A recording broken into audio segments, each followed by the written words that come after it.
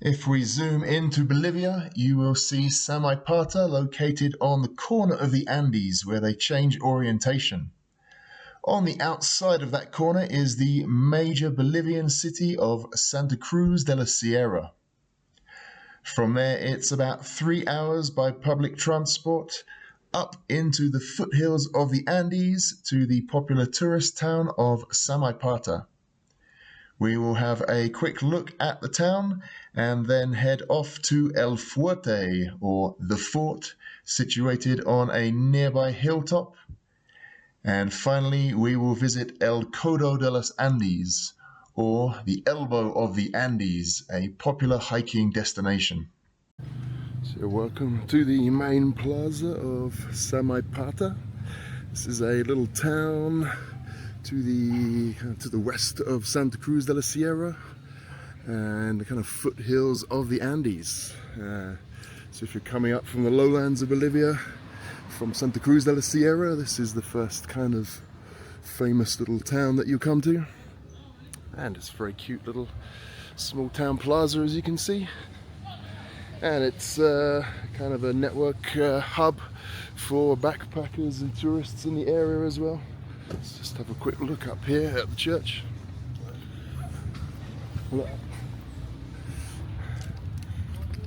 It's a nice plaza they've got here. This church looks quite modern. But yeah, it's not a huge number of tourists here, but a steady trickle of backpackers from Europe and elsewhere. But most of the people, of course, are locals. Cross down here, let's have a little look down the more regular streets. This is going out town to the main road. There's a little market stall with things to buy. So there's a little trinkety street. If you're into stuff, you can buy your stuff here. Organic cafe. There we are. Ponchos. Local clothes. Umbrellas over the street. This is the only place where they have umbrellas over the street, just for reference.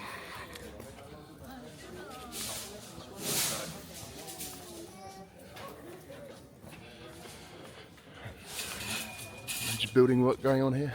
They have on all the electrical wires, they have all these, I don't even know what they are. They look like birds' nests, but they can't be because some of them are large, some are small. This looks like kind of tumbleweed that's got stuck up there, or it's growing up there. I do not have the answer. If anyone knows, please tell me. And here we come down to more regular local street. And back up here, it's the local farmacia, tienda la cruceña, yeah, booze shop, phones and more drinks, hardware. And yeah, the foothills of the Andes up ahead. I think the altitude here is about 1,600 meters. So in Andean terms, it's quite low. So if you've just arrived here from the lowlands like me, you might notice a little sting in your sting in the lungs when you're walking uphill if you're not used to it. If you're coming from the highland Andes, then coming here probably be a bit of a relief. So let's bring it up to this last junction here. Obviously from here you can do lots of trips and tours, if that's your thing.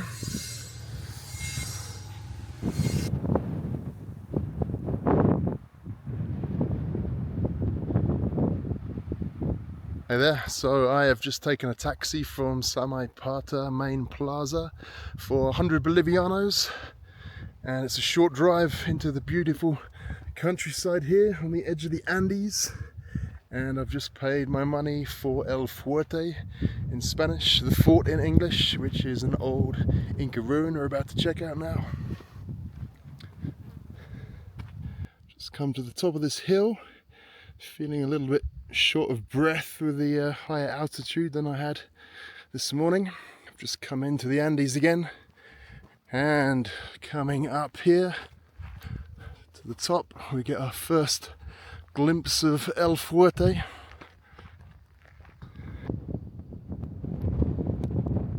And from here we get our best view of the fort yet. Look at that.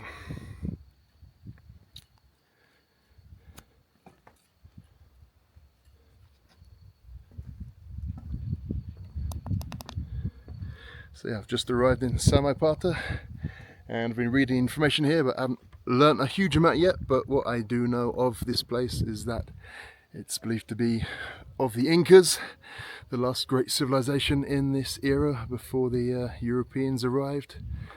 And you can't tell from here, but we're actually at a key kind of geographic point. This is very much the kind of eastern edge of the Andes, right on the kind of corner where they change from running east to west in Peru and Bolivia and turning that way to a kind of north-south direction, going down and delineating the border between Chile and Argentina. So being on the edge of the Andes here, this river valley that I came up today from Santa Cruz de la Sierra would have been used back then as the main route into the Andes, coming from the east over here. So yeah, coming up this valley you can possibly see down there. And so this point, this Incan town, would have been multi-purpose in use, and you know, a great kind of trading post and communications point, linking up all these regions of the Andes to the west here and then down into the lowlands, sometimes called the Chaco region or the Llanos. And then going north from here, far enough, you'd eventually get into the Amazon as well. So actually quite a key geographic strategic point here on the edge of Samaipata. And if you're looking for more information, there is some here. However, it's covered in shadows. On the rocks there are some carvings. They are said to represent cats, probably jaguars and pumas, which would have been held sacred for the Incas and many other civilizations in the region. You can see some work going on down there as we speak.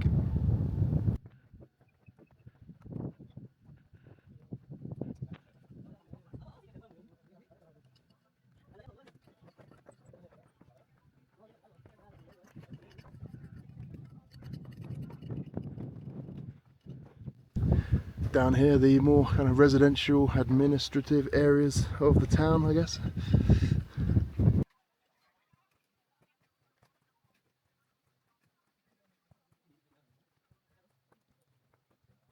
And here are the remains of what they call Casa Española, built between 1630 and 1660 by the invading Spanish. And they built it right next to the Incan fort here in this key strategic location. And to the south, it's just me and the gardener here right now. These are the remains of 8 Incan houses that were finished around 1490 apparently, which was just before the Spanish turned up. If you're looking for any more information than I provided just now, check the text box below. Maybe I've written something there, or maybe I haven't. I simply don't know yet. To the right here, you can see the remains of these large Incan buildings with the fort in the background. And according to the information here, they were called Calanca, which is the Chechen word, Quechua, for a big building. They had administrative, military uses possibly, and it even has a reconstrucción hipotética. There you can see what it would have looked like when it was finished with the roof and everything.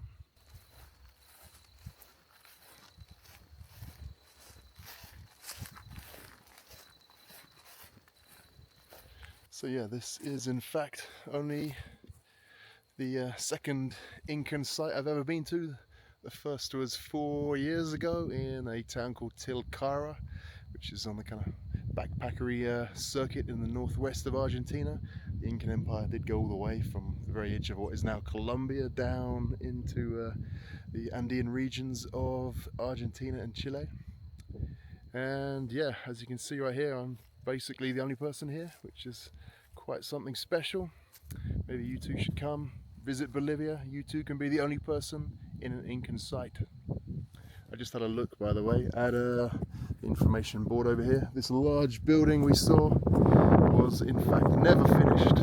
It was abandoned by the Incas around 1490 or so, I guess, and never finished, but may have hypothetically been an administrative or military building if it was ever finished. We simply do not know. And this pit thing here was dug into the side of the hill on the edge of the mountain. Apparently its name means maize in Quechua. Apologies if I'm pronouncing that wrong. And was built as a spiral, function unknown, possibly to be used as a complex escape tunnel in case of attacks to the site, a water wheel, or a penalty area.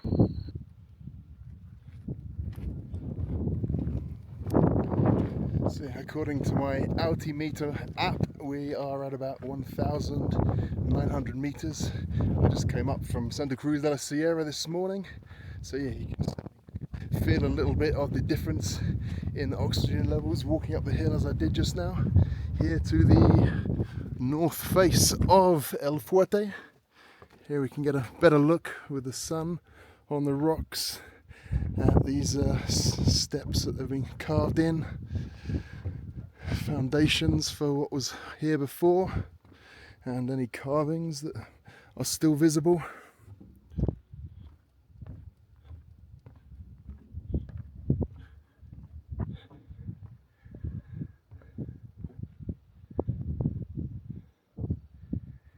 Here's the main entrance to the El Fuerte Park down there, and of course these beautiful views of this area, some call the Codo de los Andes, the elbow of the Andes.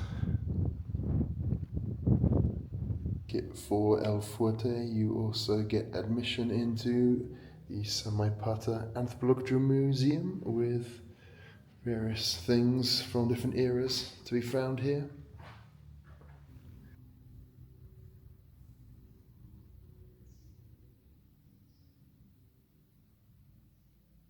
Samaipata, you can take a tour and you drive about 30 minutes out of town and you come to this point here, and yes, follow this road here.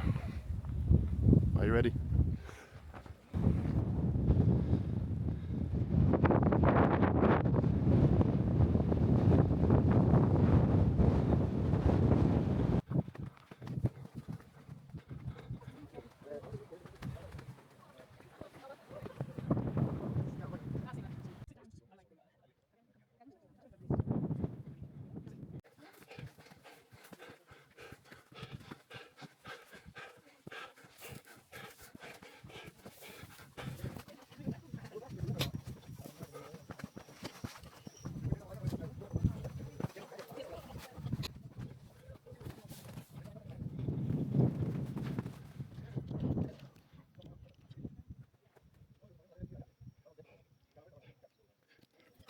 Hello, welcome to El Codo de los Andes, named for being the kind of corner point of the Andes where they go from east-west direction through Peru and Bolivia to a north-south direction going down between the borders of Argentina and Chile.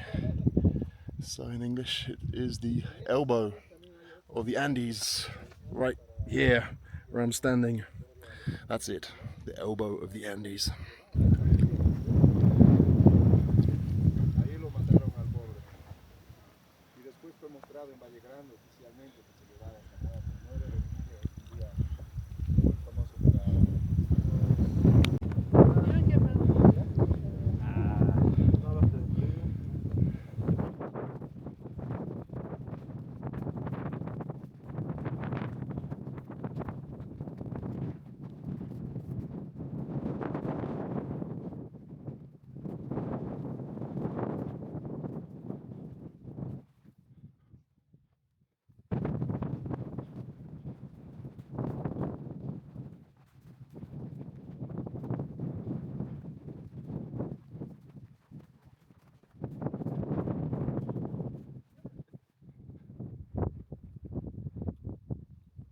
I believe this is the high point of the little trek today in El Codo de los Andes. Beautiful scenery, 360 degrees from here. So I think this is facing north into the sun. It's about midday now, so if you imagine the Andes kind of coming around here from the kind of Peru direction, and then they turn this corner here. Over there they kind of drop off towards Santa Cruz de la Sierra and then continue south in this direction here. So yes, this truly is the corner of the Andes.